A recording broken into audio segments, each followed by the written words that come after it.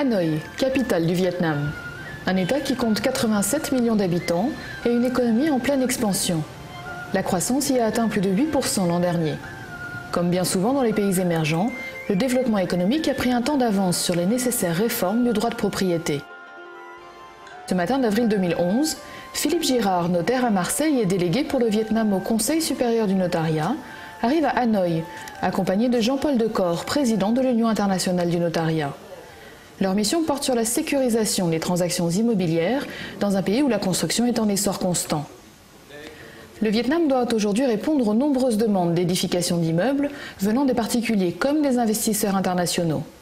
Nous sommes au Vietnam avec une délégation du Conseil supérieur justement pour ce projet HDH qui est la réforme du foncier dans les 3 plus grandes villes du Vietnam, et nous avons jugé utile que l'Union européenne soit au courant de ce projet. Réalisé à la demande du ministère vietnamien des Ressources naturelles et de l'Environnement, cet audit préconise notamment la mise en place d'un véritable cadastre associé à un système informatique sécurisé.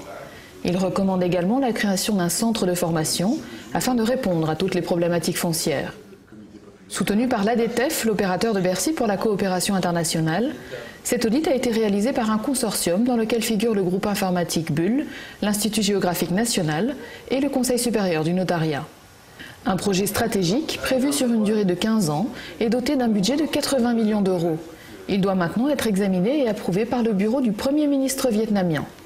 Le notaire que nous avons rencontré nous a dit que la plus grosse difficulté, c'était d'identifier les véritables titres de propriété, les véritables certificats. Et c'est la raison pour laquelle il y a 70 ou 80% des procédures qui concernent le foncier. Voilà. Donc 4 transactions sur 5 ne sont pas enregistrées et il y a manifestement des faux en circulation. Ce qui fait que personne ne sait. Donc quand vous achetez un terrain, vous ne savez pas finalement. Si c'est le bon propriétaire. Avant même que ce projet de réforme foncière ne soit lancé, le Conseil supérieur du notariat a établi de longue date une coopération avec le ministère vietnamien de la Justice. Le Conseil supérieur du notariat apportera son soutien et son expertise au ministère de la Justice dans des sujets juridiques. Je pense au droit des sûretés, au droit des contrats, aux transactions immobilières. Des séminaires ont déjà été effectués sur ces sujets-là, notamment sur la vente